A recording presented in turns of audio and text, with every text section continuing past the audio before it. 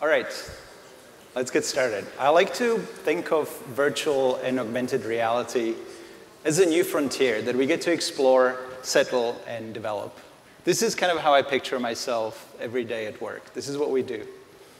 I've spent much of my career making video games, and throughout it, I've often liked to imagine what it was like to be there at the beginning, like in the early days, during the 8-bit era, even before that, before the genres were defined, before control schemes were standardized, how thrilling it must have been to make the very first city builder or a point-and-click adventure game, right? It was an amazing time of discovery. Well, now we have our very own blank map to fill, and the stakes are so much higher. We get to play with a completely new way for humans to interact with computers, and all the new applications that it enables. New ways to increase our productivity and completely new forms of entertainment that we haven't even thought of yet. I like this definition. I like to think of myself as we're standing at the extreme limit of understanding and achievement in this space. And I think that's like really exciting. So can we visualize this frontier? I know it's 6 o'clock, but imagine all possible VR experiences points in n-dimensional space. Each point in the space represents a specific experience, say tilt brush running on Vibe right there.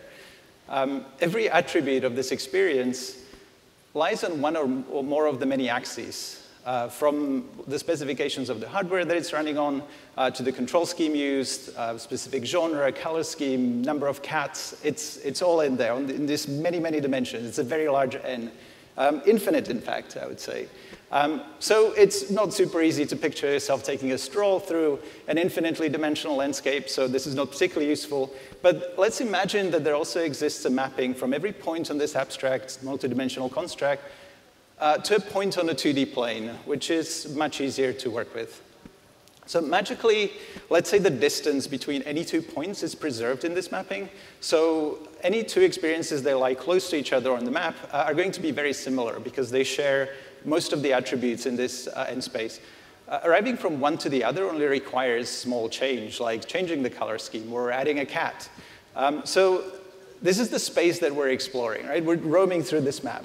Each point on this map is a VR experience, and vast majority of them, nobody has ever made yet, nobody has experienced. So basically, almost anything you do will be a completely new experience. I imagine iterating on VR apps kind of just as roaming through this space, through this unexplored landscape, and each iteration just adjusts a few parameters, right? You add a cat or whatever, and it lands us in a whole new location. And so this land is vast. It's infinite, and we'll never fully explore it. And vast majority of it will make most of us physically ill, but at the very least, we don't have to worry about dying of dysentery. So there's that. So 2D is manageable. Let's add one more dimension to our plane. Let's imagine that, let's set the depth of every point on this map to the level of technology required to basically run it, to experience it. So, for example, experiences relying on brain-computer interface, they're going to be way down in the valleys. And then light fields are going to be somewhere higher up, and then the technology that we're all familiar with is at the peaks. And so the water level in this model represents the current level of technology, the bleeding edge, what's available to our consumers. And you can imagine it dropping fast, right? It's receding. Every year we get new GPU, CPU, the optics are improving. So there's this vast new terrain that's being exposed to us. And this is the land that we need to explore. This is our frontier. So bear this model in mind. My name is Dushan Leska. I'm an engineering manager on Daydream. My group's mission is to map out this new territory. We get to show our developers the best experience we have discovered so far, while avoiding the alligator-infested swamps and other hazards. So we'd love for you to join us in this new settlement. Make it your base camp while you explore the valley of mobile VR. This is where we are. This is what we're about. By the way, this is San Francisco in 1851. I think that's really cool. If you haven't visited, it looks a bit different now. In this presentation, I'll talk about 4 different ways that we're helping our developers, right? We have Daydream Elements, which is a collection of Unity samples that demonstrate the best practices in VR that we've discovered. One of the things that our group does is works with third parties on publishing, and so we do talk to developers all the time, and we want to kind of grow this even wider. We have a Daydream Renderer, which is a rendering solution that's optimized for mobile GPUs. Instant Preview. It's a fantastic tool that allows your apps to test your apps without pushing it to the device. And finally, we'll talk about a couple of optimization, profiling tools that will help you to optimize your apps. Let's start with Daydream Elements. So Daydream Elements represents our map-making effort, essentially, back to this model from the beginning. It's a collection of samples, and each highlights an experience that shows some of the best practices we've discovered so far. It's a point on the map, if you will, from which you can start your own exploration. There are a lot of unknowns in terms of the best practices in VR. Most of it is basically white map with dragons and things. So we're working closely with developers, and we've learned some of the ways to solve these tricky problems. Each element is a demo that shows a specific solution to one of the many open-ended questions, like the best way to move around in VR or the best way to build UIs. So it's coming to Play Store this month, I hope. We've been working really hard to get it released. And it will launch with 6 elements to begin with. And then we're planning to regularly update it with more and more as we go forward. So of the 6 that we're launching, the top 3 are 3 different locomotion methods. We have teleportation. I hope those icons make some sense. Smooth locomotion with a tunneling effect to avoid motion sickness. Overhead chase cam. Then we have a couple of explorations of exploring radial menus. Like, rather than just mapping standard UI to VR, we played around with, hey, can we make it more efficient, especially using Daydream Controller. And finally, we have a demo scene demonstrating Daydream Renderer. This is the shaders that I'll talk about a little bit later. And we have much more in the pipe. I would like to hear from all of you. Once we're out there, and publicly sort of released, I would love to get your feedback about what are the problems that you're facing, what are the technical and design challenges, so that we can feed our pipe into the future and about like the discoveries and ideas to explore and release and share with the rest of the community. So let's take a look at some of the elements. We have some animated GIFs, which I hope work. So we're all familiar with teleportation, right? It's the most comfortable locomotion method. You lose some of the immersion by teleporting, and it can be disorienting. But other than that, it's a great way to get around. So we've definitely included it in the elements, also to allow you to compare and contrast it with the other schemes. There's also a lot of subtle detail that goes into getting it just right. The target selection, the way the arc works, the rendering of the arc. And we found that animating the transition, actually, when you teleport, really helps with disorientation. So you can see that there's this kind of whoosh thing that happens. It seems like it helps. It's enough of a signal to the brain to realize where you're going, but it's not enough to make it feel motion sick. I would like to see if you guys agree.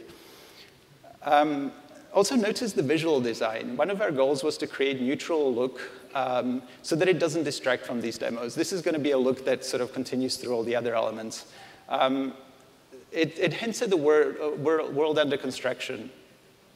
It's still visually coherent, but it kind of looks unfinished, right? The neutral look also makes it easy for you guys to take these assets and reuse them in your own prototypes. When you're blocking out new ideas, programmer art can be sometimes really distracting. So hopefully these will be nice neutral assets that you can use. So the next sample, to get really visually immersed in the environment when you're moving around, continuous locomotion is the way to go. Unfortunately, just moving the camera through space, as many of you have tried, will just make people instantly want to vomit, which is not a great place to be. This is one of those alligator-infested swamps that we want to avoid. However, not far from the swamp is a lovely meadow of tunneling locomotion. We found that covering up pixels in your peripheral vision with static grid that gives you a frame of reference will alleviate much of the discomfort. So try it out. I think it works. I admit to actually not being particularly motion sick, so I take these on other people's trust. So. Next one is exploration of the radial menu. So this one is what we call a click menu. It's a neat way to select from hierarchy, so you can have like one menu come up after another. The key aspect of it is that your Daydream controller only requires very small motion to select the next item. And also, you can develop muscle memory by just kind of knowing, OK, so click to the left, click up, and you kind of very quickly can select from fairly complex menu systems. So it's a click menu because items are selected by clicking on them, but sometimes you just don't have time for that sort of thing. So we also have a slide menu, which if you need to select items under time pressure, you just use your thumb to swipe on the touchpad. And so you can see you can select the colored paper planes with just a quick swipe of a thumb. And so we developed this demo where you have to hit the balloon with the right colored paper plane. And to add the time pressure, we added a 60-second timer, which actually turned out to be a lot of fun, even though that wasn't our goal. But it does show very effectively about, like, as you're trying to beat your high score and try to do it quicker and quicker, that there's an advantage to just very quickly swiping to select. The disadvantage is that you cannot select from an awful lot of menus. Really, 4, I think, is the optimal there. So we have many more ideas for getting the best out of the Daydream controller. And we hope to bring those in future updates. We have a few things already in the pipe. So we will open source elements so that you can easily drop implementations into your project, into your Unity project. And the team has worked hard to make all of the code production ready. So we don't add any pressure on garbage collector, and we try to keep things nice and separate in each demo. And all the sample assets, say you don't want balloons in your app, are trivially removed from it. So it's there for you to use. So really, it's not just a map in our model. It's also, we built you a little hut for, at the destination for you to get started. The next thing I'd like to talk about is Daydream Renderer. So we all want our apps to look amazing and run at great frame rate. So in our exploration metaphor, we're naturally drawn to coasts, right? Where the land meets water, the edge of what's technically possible. But with default mobile shaders, it's easy to overshoot and end up underwater when you start using certain features. If you use dynamic lights, per pixel lighting, dynamic shadows, that stuff will potentially make your app in the infeasible territory at the moment. So we see a lot of developers gather up on the safe, flat-shaded hills and mount baked lighting over there in the east, which is the sensible thing to do and often fits with their art style. But we wanted to make the nearby beaches of advanced shading a little bit more accessible. Daydream Renderer is a drop-in set of shaders that replace the Unity mobile shaders that are designed to perform well on mobile GPUs, so specifically the current generation of mobile GPUs that we're working with. And it does so by combining modern rendering techniques with some vintage ideas. It does all the work in a single pass. It uses good enough approximations where appropriate, and imposes reasonable limitations such as fixed number of influences, light influences. You can still have many, many dynamic lights, but only 4 or 8 will affect each vertex. So we give you a map of the beach, and we tell you how to build safely on it. We demonstrate how to get the most out of the current generation of mobile GPUs, right? Get as close to the edge of what's possible with today's technology. So here's an example that is obviously not running, but hopefully it will load eventually. We had this cool high polygon Penn Station scene. So we baked out some normal maps and simplified it to around 150K verts and threw in dynamic disco lights. And using Daydream Renderer shaders, this runs just fine on Pixel phones, right? And it doesn't look like a lot of the apps that we're seeing right now, which is just using either no dynamic lighting or just flat shaded polygons. So we'd like to see more of that. How does it work? The key here is to play to the strengths of the mobile GPU. So we do all the work in a single pass. That reduces the number of draw calls and minimizes the amount of data that has to be transferred to and from the GPU. This is crucial because memory bandwidth is actually a very constrained resource, and we use up about 20% of it just doing the reprojection. And also, the bus generates quite a bit of heat. Thermals is another constraint that you have to worry about. So we stick with forward rendering for the same reason. High per pixel cost of the G-buffer makes deferred rendering far too bandwidth intensive. And Daydream phones have to push a lot of pixels. The Pixel XL has 3.6 million of them. And apps often render at higher resolution than that because you have to deal with the fact that the distortion correction distributes the pixels non-uniformly. So if you're rendering text, you will often go over that limit. So we're dealing with an order of magnitude more pixels than vertices. So any computation that can be offloaded from fragments to vertex shader is a 10x win. So this is one of the things that Daydream Renderer does. These trade-offs allow us to achieve effects like efficient per pixel lighting. Daydream Renderer does this by transforming each light on a vertex shader. So instead of doing all the light accumulation on fragment shader, we're doing it on the vertex shaders, and we transform the lights into tangent space and then lighted 3 basis vectors. And this is Half-Life 2 technology, if you guys recognize this. So then the GPU hardware will interpolate the colors, the 3 colors along the surface of the triangle. And then we can do things like normal maps and specular on the pixel shaders much more efficiently. You can also create modern-looking, so you can create modern-looking shiny bumpy materials like that bird over there, dynamic hero shadows, limited reflection cube maps, particle lighting, specular, single fog. So the idea is everything has to be in a single pass, so the fog is just the calculation tacked in on the bottom of the shader. And all of that can be done without sacrificing performance. It also comes with static lighting solution. So it has a static light baker that bakes all the lighting information using the same lighting model as the dynamic shader into vertex colors. Now, so this allows you to create dynamic shadows and ambient occlusion effects, and it combines seamlessly with the full normal mapping and specular support that we have. So notice in the shot, I hope you can see the shadow behind, the AO behind the columns. So that could have been done with light maps, right? You could just bake that out with light maps, but it would take up a lot more bandwidth. So by sticking it all in vertex shaders, it's tremendously bandwidth friendly. Another feature that the static light baker supports is light sets, multiple light sets that you can trivially switch between. So you can have support, like if a switches a light switch, and you can bake 2 different light setups, or you can have a day-night versions of the scene. For static lighting to work, geometries do have to be sufficiently tessellated because it obviously stores that information in vertices. And this is definitely some additional effort, but we're working right now on to explore solutions that will make this workflow seamless. Watch this space. All right. It's my spirit animal. So we can only explore so much ourselves, right? The frontier is endless, and the map is mostly blank right now. So we really want to encourage everyone to come and join us and explore with us. We have a developer workflow team that's working on some amazing tools that will make it quicker and easier to develop new VR experiences. For example, one major bottleneck today is iteration time on Daydream. So you hit build in Unity, right? And then you can go and have a cup of tea for 5 minutes or whatever, and then you realize that you didn't plug your phone in or something, and then you have another tea. So it's not great. So Instant Preview was born to cut out this downtime by removing the need to push the device.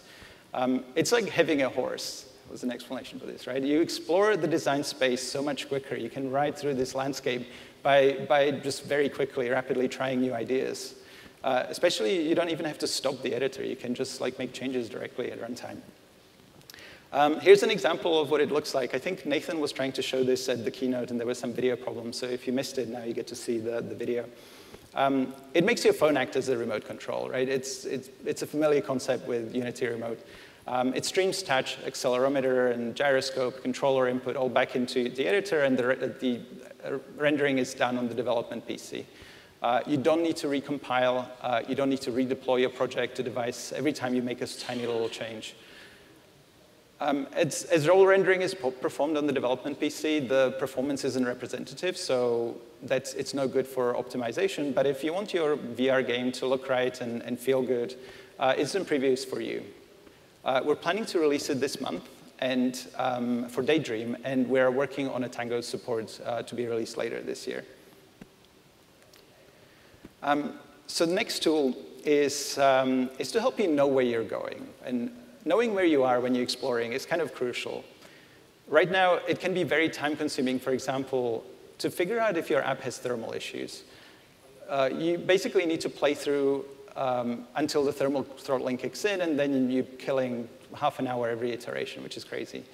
So PerfHUD will give you instant visibility into the many performance aspects of your application. You can quickly evaluate whether you're heading in the right direction with your optimizations or adding features. So this is what it looks like. It's going to be a HUD overlay that is going to be built into the platform. So every app, every Daydream app, will be able to bring this app through developer settings, and you'll be able to dig into some of the performance metrics. Without any instrumentation, you don't have to recompile, you don't have to link against any libraries. You can do so if you have any metrics that you would like to expose through this HUD. So if you have stuff that you would like to easily expose to your QA team or designers, this tool will be also for you. It will be out later this year, and I really can't wait. I think it's going to help me out a lot because I've been doing a lot of profiling. Interesting fact, San Francisco Bay lay undiscovered for over 200 years.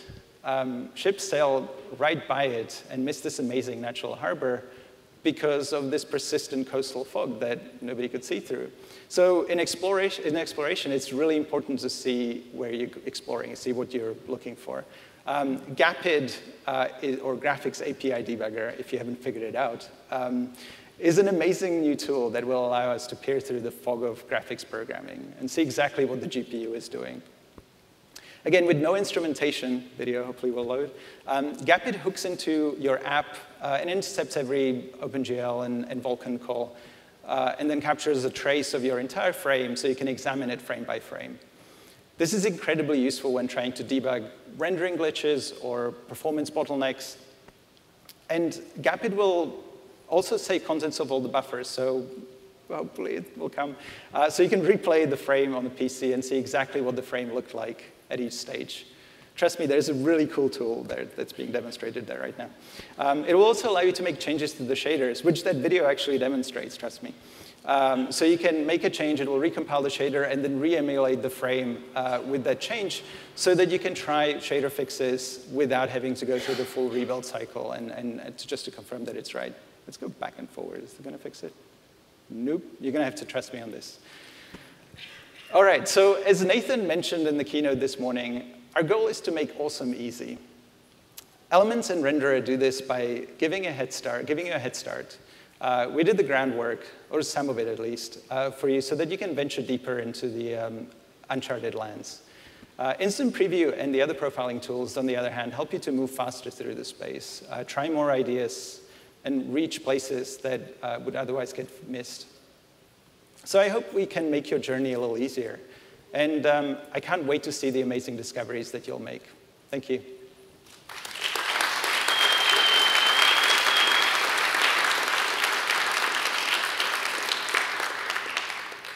Let's see if this loads. Do you guys have any questions? Go on.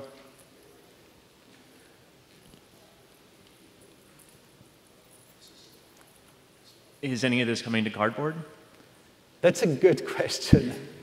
So specifically, anything to do with Daydream Controller is not going to be particularly useful to Cardboard, obviously. The things like GAPID and the overlay, I think very well might end up working on Cardboard. Oh, by the way, to repeat the question, oh no, was it heard? Okay. The question was whether it will run on Cardboard. Thinking through some of the other stuff, Daydream Renderer actually is directly applicable even outside of Daydream. It's just an efficient way to run on the current Snapdragon 820, 830 type GPUs. It enforces some limitations that we found, like if you go past, say, 2 texture lookups in a pixel shader, it collapses. If you do dependent texture lookups, right? So when we do environment map, we don't actually look up correctly through the normal map. We just use the vertex normal. So there's a lot of cheats and shortcuts taken to make it run well on devices. So some of the stuff I talked about will work on Cardboard also. Well, Hi. fantastic talk. Thank you. Looking forward to this and this delivered in spades. Beautiful. And thank you for all of everything you're doing for us. I mean, for interaction, for portability, for pushing the devices to the limits, and now the thermal profiler, right? So you can really get, push the most out of mobile performance.